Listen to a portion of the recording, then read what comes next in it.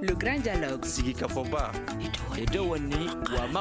Le grand dialogue, l'émission de débat du studio Tamani sur votre radio. Le grand dialogue. Paix et sécurité au Mali, qu'est-ce qui doit changer? C'est le thème du grand dialogue de ce soir. Auditeurs et téléspectateurs, chers invités, bonsoir à toutes et à tous. Plein de questions et des chercheurs pour y répondre. Pourquoi l'insécurité persiste-t-elle au Mali? L'accord pour la paix, on va en parler également. Et nos invités sont Niagalé Bagayogo de African Security Sector Network, André Bourgeot, directeur de recherche du CNRS de Paris, et Abba Kassambara, coordinateur de GVive Mopti au téléphone. Je suis Mohamedou Touré, je le disais tout à l'heure. Bienvenue à toutes et à tous. Le grand dialogue. La première question à vous, Madame Bagayogo. Aujourd'hui, par rapport à la situation sécuritaire au Mali, pourquoi cette insécurité persiste-t-elle? Est-ce que vous avez un avis là-dessus? À mon avis, cette insécurité persiste parce que différents types d'acteurs, bien entendu en premier lieu des groupes armés islamistes radicaux, mais aussi des groupes ayant des prétentions territoriales ou autonomistes, des acteurs criminels, des groupes d'autodéfense ou des forces de défense et de sécurité, influent sur cet environnement et répondent en réalité, sont la traduction du caractère insurrectionnel de celui-ci, dans la mesure où ce qui est en jeu dans toutes ces formes de contestation, c'est la remise en cause d'un modèle d'État qui est perçu comme ayant failli à de nombreux égards, que ce soit en matière de sécurisation, bien entendu, mais également en matière de démocratisation, de décentralisation, de développement, d'urbanisation, d'éducation également. Donc, voilà pourquoi, à mon avis, l'insécurité non seulement perdure, mais en réalité s'étend parce que ses racines sont extrêmement profondes et non pas uniquement de nature purement sécuritaire. Du nord au centre, en passant par le sud et les victimes qui continuent d'augmenter. André Bourgeot, qu'est-ce qui explique cette augmentation du taux d'insécurité dans le pays selon vous? Ma première interprétation serait la suivante. Je crois que c'est la démonstration que ces groupes armés salafistes djihadistes sont particulièrement bien implantés sur l'ensemble du territoire malien. C'est un constat que je peux faire déjà depuis aussi le coup d'État du 18 août 2020. Ça n'a cessé que de s'aggraver. C'est-à-dire c'est les capacités aussi de restructuration de ces groupes armés qui ont des capacités d'adaptation redoutables. Je dis bien redoutables.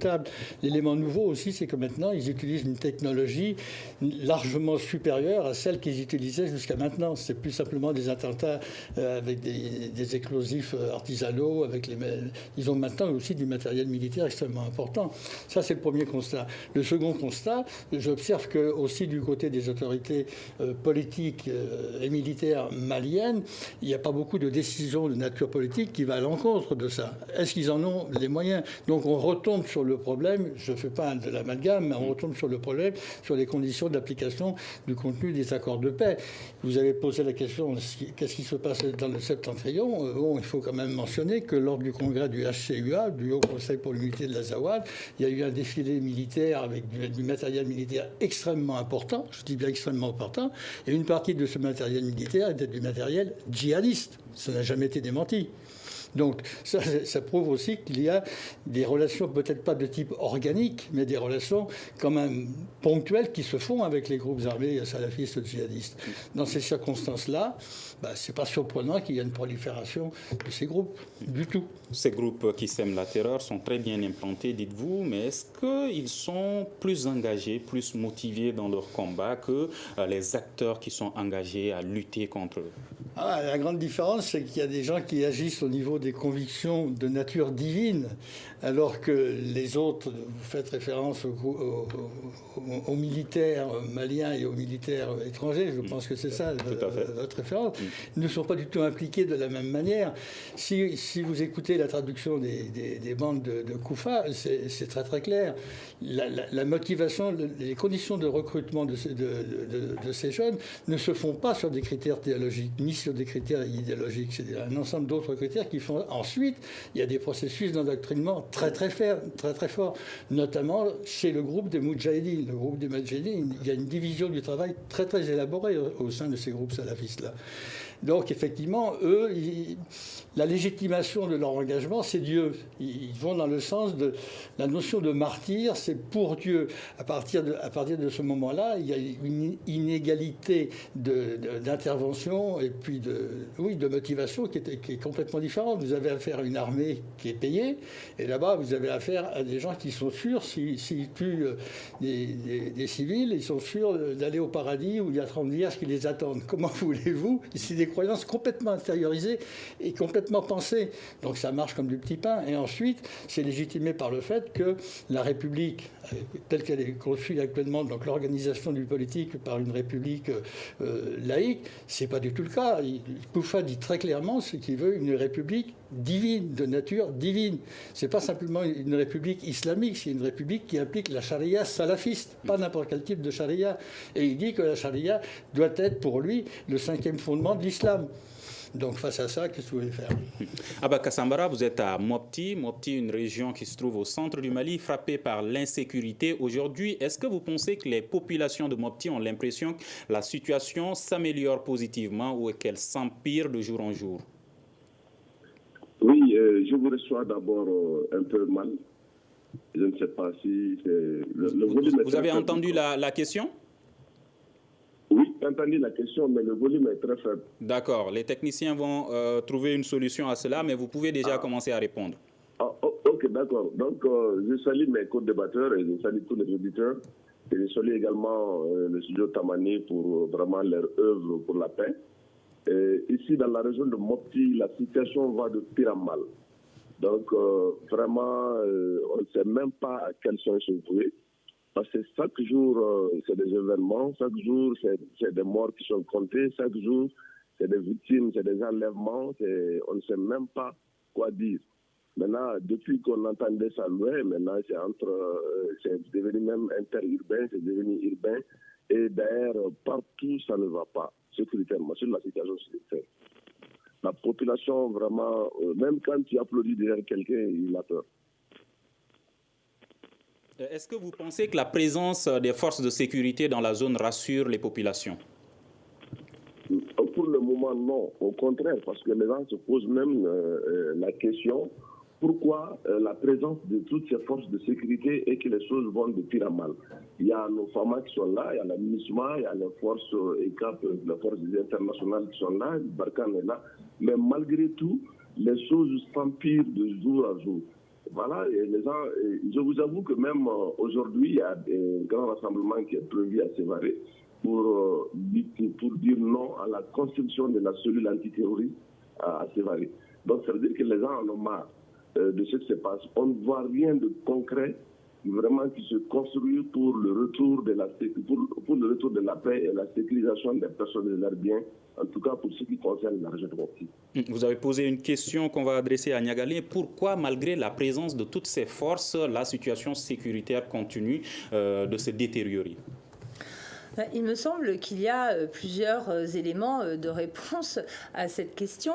Le principal étant que l'instrument militaire ne peut absolument pas être l'unique réponse pour gérer une crise dont les racines, comme je disais, sont multidimensionnelles. Il y a la nécessité aujourd'hui de mettre cet instrument militaire, dont l'usage est absolument indispensable, bien entendu, au service d'une stratégie politique, au service d'une stratégie de résolution de la crise qui place la sécurité des populations au cœur de son approche. Parce qu'aujourd'hui, et le témoignage que nous venons de recevoir le confirme, les populations civiles sont les premières victimes des violences perpétrées par différentes catégories d'acteurs. Et aujourd'hui, il est absolument indispensable qu'une confiance soit rétablie entre ces populations et les forces de défense et de sécurité qui, pour cela, doivent avoir à la fois un comportement irréprochable sur le terrain, apparaître de manière indubitable comme protégeant les populations, afin que les doutes décrits n'aient pas cours, et d'autre part, irréprochable en termes de gouvernance également, parce que l'opérationnalité de forces armées ne peut pas se mesurer uniquement à leur capacité en matière de combat, puisqu'on voit très bien que ces groupes ont aussi et avant tout, en réalité, un projet politique qu'ils défendent et qui réussissent à faire progresser, un projet en termes de mœurs, un projet en termes d'organisation sociale, un projet en termes de gestion des ressources naturelles.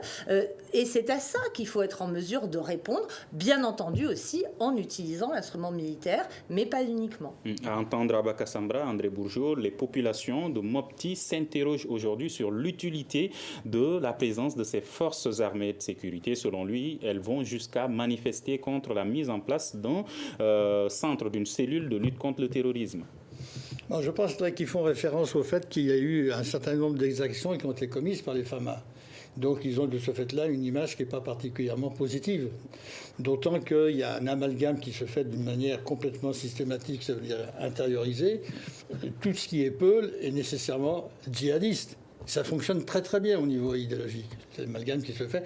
Donc les exactions qui sont commises, c'est un peu partout dans l'espace saharo-sahélien. Les militaires commettent des exactions sur les populations civiles.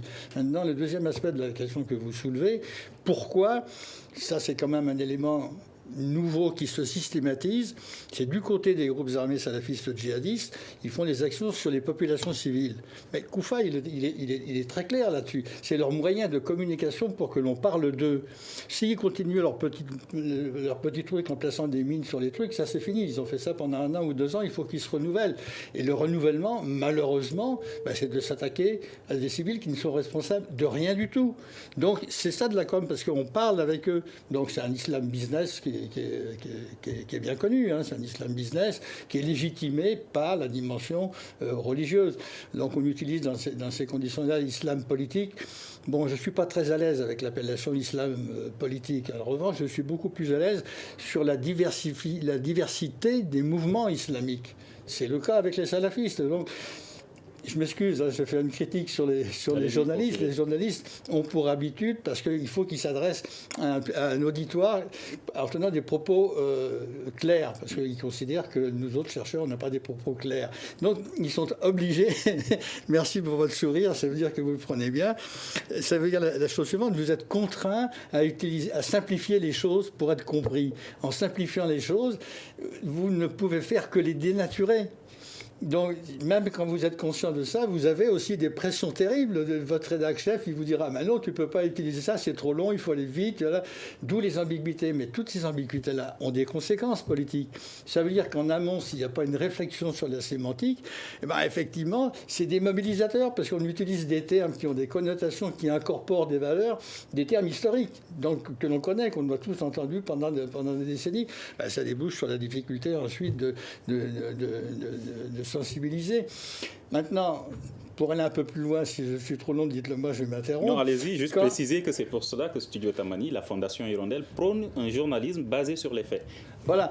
Ensuite, Koufa, là aussi, il est très clair, il dit qui connaît les moudjahidines salafistes? C'est vous, les villageois. Donc, si il y a des moudjahidines qui se font tuer par les forces armées maliennes, les FAMA, ou par Barkhane, ou par ce que vous voulez, c'est vous les responsables, parce que vous êtes les seuls à nous connaître. Donc, vous faites de la délation, vous nous dénoncez. On viendra et on vous tuera. Ça, c'est un acte terroriste. Face à des menaces comme ça, permanentes, je dis bien permanentes, comment voulez-vous s'appuyer sur les renseignements issus des villageois, d'une part. D'autre part, ils sont porteurs aussi d'un ordre social, les djihadistes. Aucune société ne peut évoluer sans ordre. Et eux sont porteurs d'ordre, notamment sur des problèmes de foncier, de vol de bétail, etc., avec les méthodes qu'ils utilisent, couper la main gauche avec le pied droit, etc. C'est des pratiques, bien sûr, qui sont inacceptables. Et les négociations qui sont en cours actuellement avec certains groupes, c'est des concessions énormes qui sont faites aux salafistes, notamment sur la charia. Donc c'est une démission du pouvoir politique central. Accepter ça, au nom de la paix. Moi j'ai tendance à penser que pour eux, la paix est une marchandise qui s'achète. Pareil avec les groupes armés laïcs.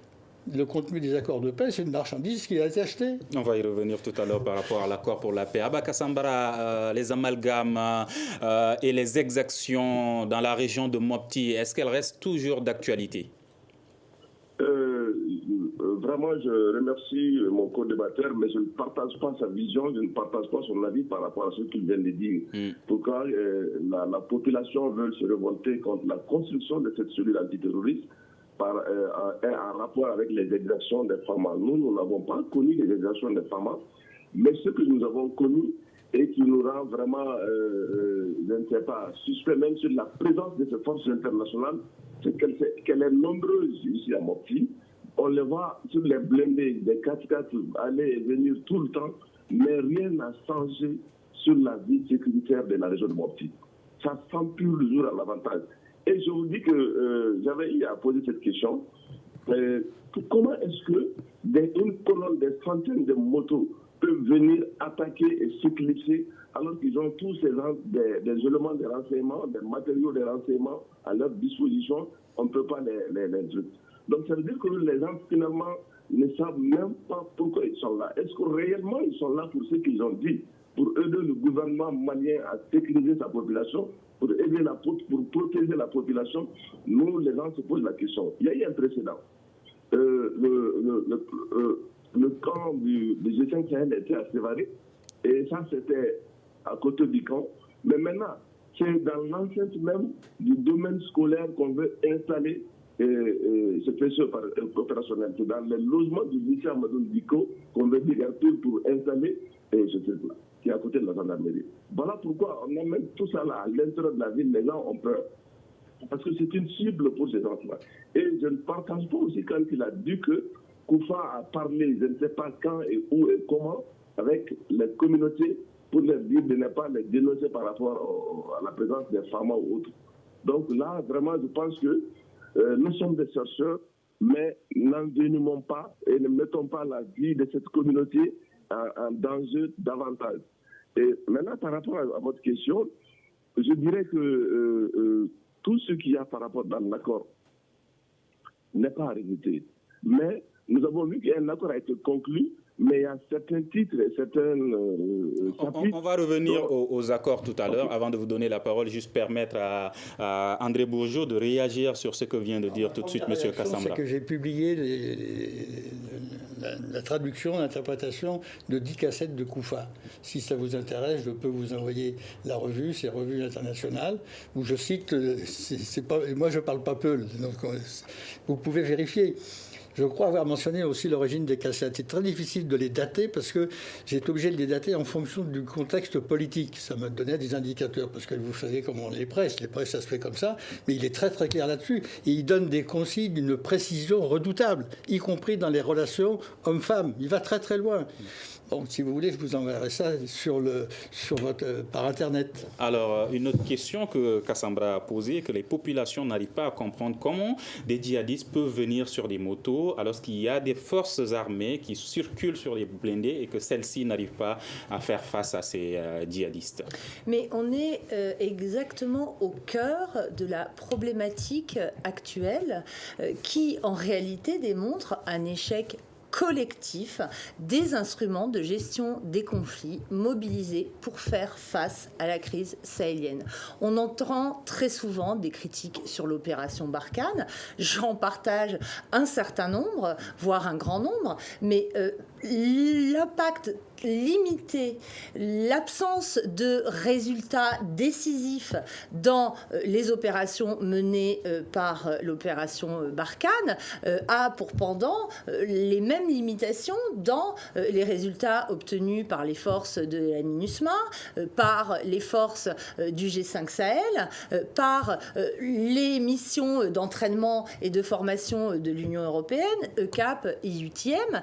Et je je dirais même plus largement des limites dans les instruments en matière de développement qui sont mobilisés. Donc aujourd'hui, je pense qu'il est absolument nécessaire, même si les résultats ne se feront pas sentir immédiatement, d'accepter que les instruments traditionnels, y compris en matière d'équipement d'ailleurs, puisque cette question de l'incapacité à faire face à des colonnes de motos renvoie aussi aux instruments qui ont été mobilisés dans le cadre de la coopération militaire et de défense, qui ont préparé les armées locales à des guerres qui ne correspondent absolument pas à la conflictualité actuelle. Il est nécessaire aujourd'hui de repenser la façon dont on affronte cet ennemi nouveau, et pour cela, je pense qu'il faut aussi faire confiance aux connaissances profondes de l'environnement qu'ont les acteurs maliens eux-mêmes. Je pense que bizarrement, la faiblesse ou la posture internationale se caractérise paradoxalement par une grande maîtrise technique, on ne peut pas dire le contraire, mais par une très faible maîtrise de la complexité, notamment sociologique, anthropologique, sociale, de l'environnement d'intervention. Et de ce point de vue-là, je pense que les échecs actuels touchent en grande partie à cette question-là. Abba Kassambara, avez-vous l'impression que le gouvernement malien est dépassé aujourd'hui par la situation? Absolument pas du tout. Mais moi, je pense que le gouvernement a des mains liées. Parce que si vous voyez l'accord qui a été signé, il y a eu des garanties qui ont été prises. Oui, vous dites que le gouvernement a les mains liées. Liées par qui? Les mains liées, selon moi, ça n'engage que moi, parce que je pense qu'il y a certaines choses, ils ont été limitées. Et normalement, les gens ont pris l'engagement de les accompagner, mais cet accompagnement n'a pas suivi pour la mise en œuvre de l'accord. Est-ce que vous parlez de la communauté internationale quand vous dites que des gens ont pris l'engagement? Également, c'est la communauté internationale qui a tordu la main au gouvernement pour signer l'accord. Donc c'est elle qui s'est portée garant également pour accompagner des financements, parce que l'État malien n'avait pas à l'époque où il signait quand même la garantie financière pour mettre en œuvre l'accord.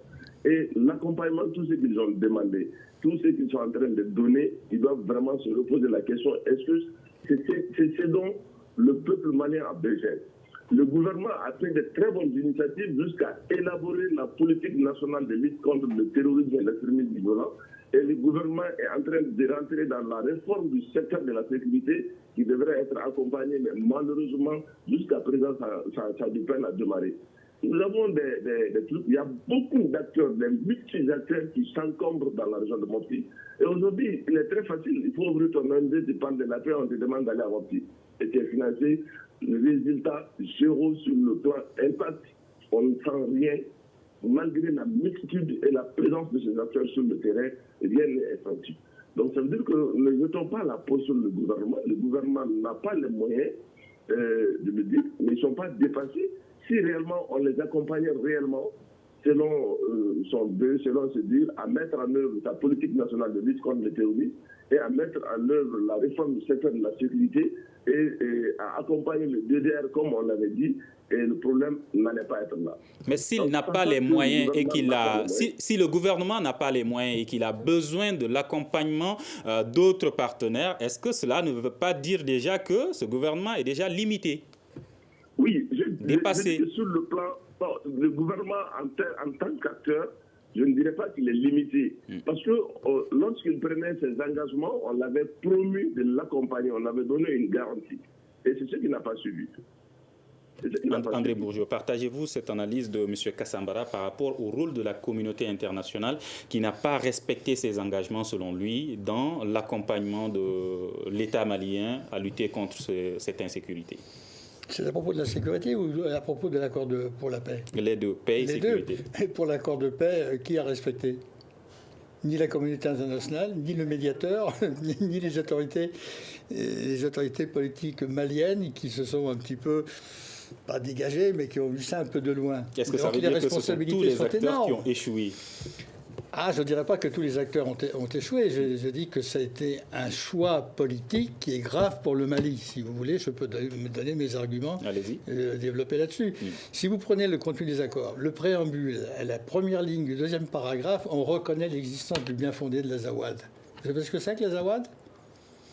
Donc je vais vous dire ce que c'est que l'Azawad. Vous allez le dire pour les auditeurs, pas pour moi. Je vais vous dire ce que c'est que l'Azawad du point de vue du mouvement national de libération de l'Azawad, ex-indépendantiste. L'Azawad, pour eux, est un territoire touareg qui a appartenu à leurs ancêtres, qui a été colonisé par le Mali. Vous pouvez reprendre je ne vais pas citer le nom du porte-parole qui a diffusé ça sur toutes les ondes. En France, on a entendu ça à longueur de temps. Ce qui est une imposture historique.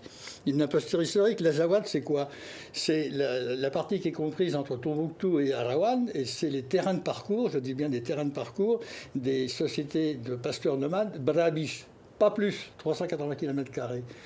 Le point de vue émis par les porte-parole du mouvement national de libération de l'Azawad, ex-indépendantiste, parce que c'est le vocabulaire actuel, même s'il y a encore, j'y reviendrai probablement, des pratiques quand même qui relèvent aussi de l'indépendance de l'Azawad. C'est ça. Ça a été accepté par qui? Par tout le monde. Tout le monde a accepté ça. Et qu'on ne vienne pas me dire qu'ils ne savaient pas ce que c'était que l'Azawad. J'ai passé mon temps à dire ce que c'était de l'Azawad d'un point de vue historique et du point de vue de l'anthropologue. J'ai même précisé comment les sociétés touareg découpaient leur espace, pas leur territoire. Territoire, il y a une notion politique, c'est complètement différent. Vous avez 3 espaces. L'espace de l'Azawad, ça c'est les Barabiches. À l'est de l'Azawad, c'est l'Azawar. C'est pas la même prononciation.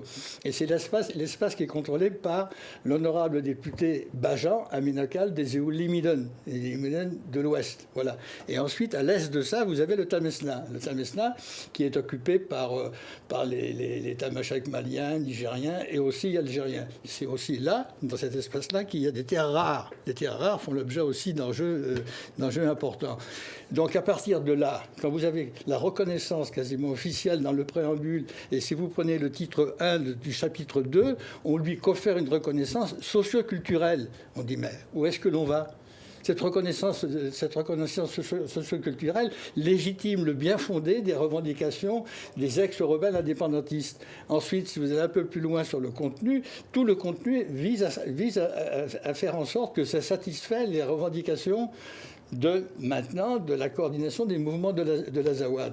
Dans les accords de paix, il est prévu aussi que ce contenu concerne toutes les autres régions du Mali. Mais il n'y a aucune description des autres régions du Mali. La seule description que l'on peut comprendre, puisque c'est la paix avec les groupes armés, ce soit le Nord. Mettez-vous à la place maintenant du peuple malien, qui lui considère que puisqu'on ne parle pas d'eux, il y a une partition. De facto, ce qui se met en place, qu'on le veuille ou non, et c'est reconnu pratiquement par tout le monde, c'est la fin de l'État unitaire au profit d'un processus politique qui va conduire à un fédéralisme. Vous êtes d'accord, vous, pour le fédéralisme? Le contenu des accords de paix n'a même pas été discuté à l'Assemblée nationale. Comment voulez-vous que les gens adhèrent à cet accord pour la paix? De plus en plus, je vois des entités qui se constituent, la société civile, des associations, etc., qui dénoncent les accords pour la paix. Ça va même plus loin. Ils disent que ça satisfait les groupes armés. Donc nous, on va prendre des armes pour revendiquer aussi notre indépendance des régions. C'est pour ça que c'est très grave. Pour faire le lien avec la dégradation de la sécurité actuelle, c'est tout ça qu'il y a derrière. Seulement, c'est pas expliqué concrètement, c'est toujours dans l'implicite. Ensuite, vous avez quand même, sur les conditions d'application de l'accord de paix, la zone de défense qui a été mise en place par la CEMA. Notamment dans la région de Gossi. C'est pas du tout son rôle. Est-ce que cet accord pour la paix et la réconciliation aujourd'hui est devenu un problème? Ça dépend la perspective selon laquelle on se situe. Selon les acteurs internationaux, cet accord est conçu comme une solution et pour un grand nombre d'acteurs locaux, il est conçu comme un problème. Lesquels, pour la majeure partie d'entre eux. Non, lesquels, est-ce qu'elle est une solution? Est-ce que cet accord, est-ce qu'il est une solution? Mais quand bien même il serait une solution, il ne serait qu'une solution partielle. On voit très bien que depuis sa signature en 2015, la situation du Mali et plus largement du Sahel a totalement changé. Cet accord porte essentiellement sur les problématiques du nord du Mali. Il n'aborde pas les problématiques propres au centre, ni celles de l'extension vers le sud du pays ou vers les pays voisins. Pour moi, c'est l'une des principales faiblesses de ce cadre de concertation. En réalité, au-delà, bien entendu, de tous les éléments à la fois relatifs à la lettre de l'accord et à son interprétation, il est partiel. Donc, il est inenvisageable que la question du conflit malien et plus largement de l'insécurité au Sahel trouve sa solution dans cet accord de paix. Abba Kassambara, quel est votre point de vue sur cet accord pour la paix et la réconciliation? C'est ce que je veux dire. Mon point de vue, c'est de dire que, comme on l'a dit, mieux vaut un mauvais accord qu'un bon procès. Mais pour ce qui concerne ma position étant de la région de Mopti et du centre, l'accord, lorsqu'on signait l'accord, la région de Mopti n'était pas aussi embrasée qu'actuellement.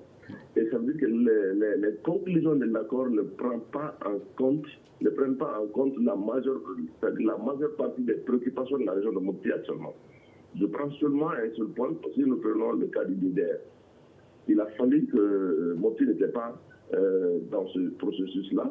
Il a fallu faire la ruse de créer un certain DDR spécial pour la région de Mopti, alors que le combat continue jusqu'à présent.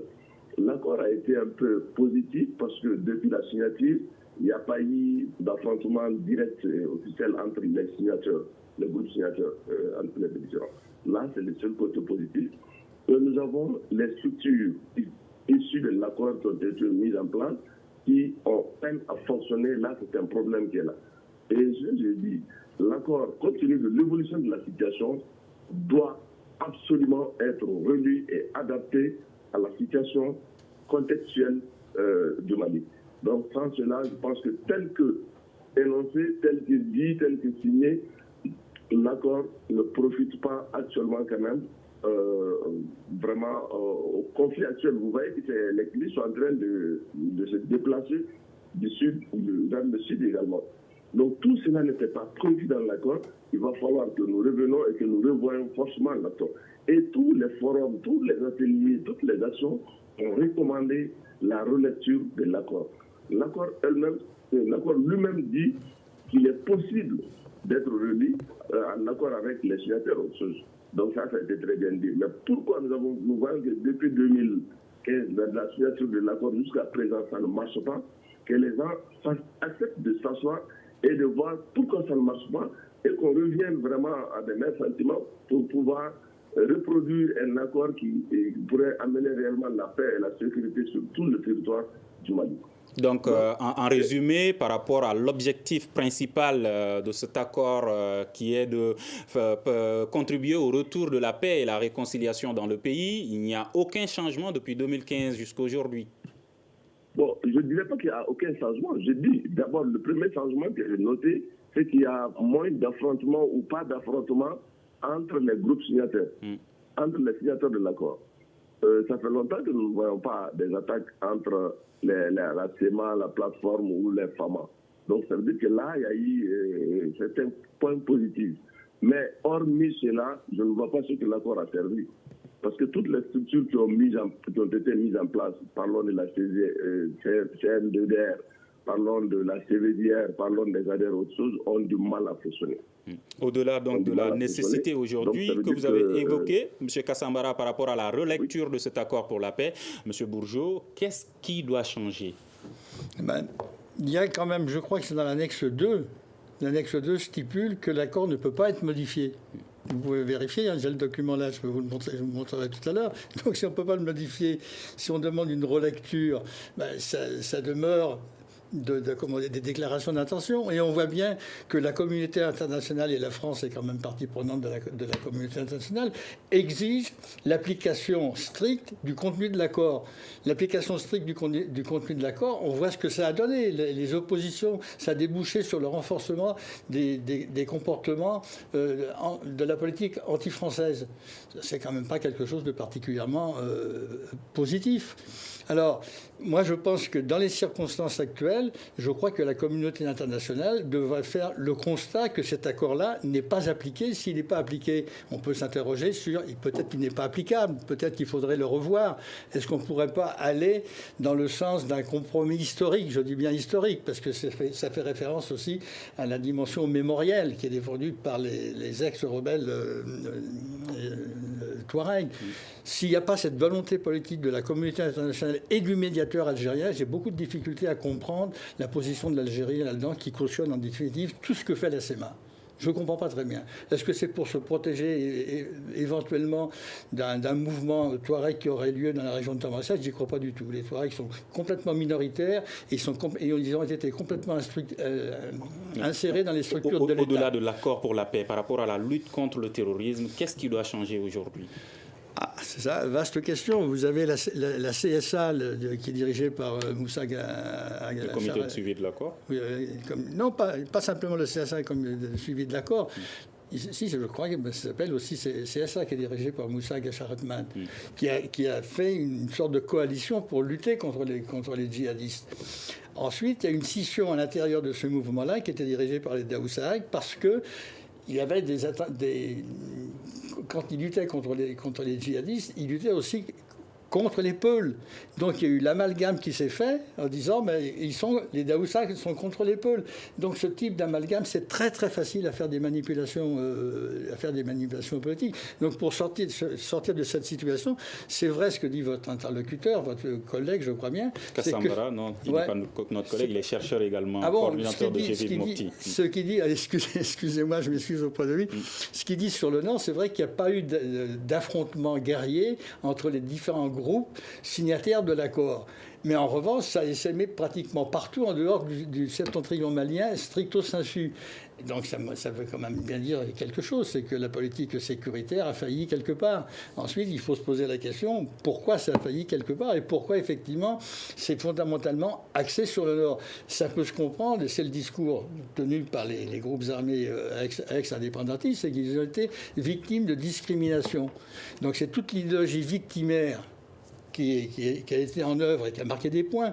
J'observe, pour faire le saut maintenant avec les Peuls, que les Peuls participent de la même idéologie victimaire dans les situations actuelles où il y a eu effectivement des répressions, quoi qu'en dise mon collègue chercheur, des exactions qui ont été commises par les FAMA. C'est pas faire le procès des FAMA, c'est un constat. On donne la parole à Niagalé. Aujourd'hui, qu'est-ce qui doit changer dans la lutte contre le terrorisme au Mali ou dans le Sahel de façon générale?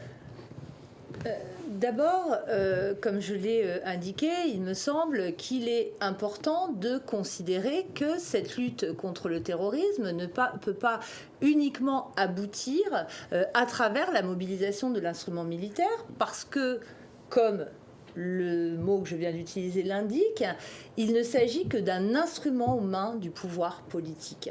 Donc la question fondamentale est de savoir à quel objectif politique répond la mobilisation de cet instrument militaire.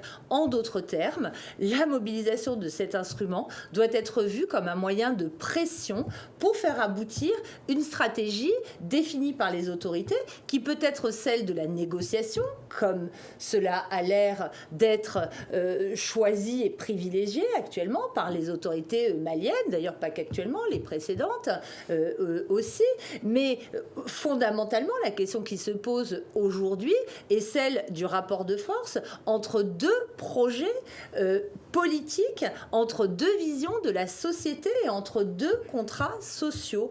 Il appartient avant tout, voire exclusivement, aux acteurs maliens de savoir quel type de concessions ils sont capables de faire face à l'ennemi qu'ils combattent et avec lequel ils envisagent également ou ils ont entrepris de discuter. La vraie question est vraiment celle de l'affrontement aujourd'hui entre différentes visions de la société et c'est le choix entre ces différentes options qui est en réalité aujourd'hui au cœur de ce qui se produit. Lutter contre le terrorisme, ça n'a pas de sens. Le terrorisme, c'est un mode de combat opérationnel.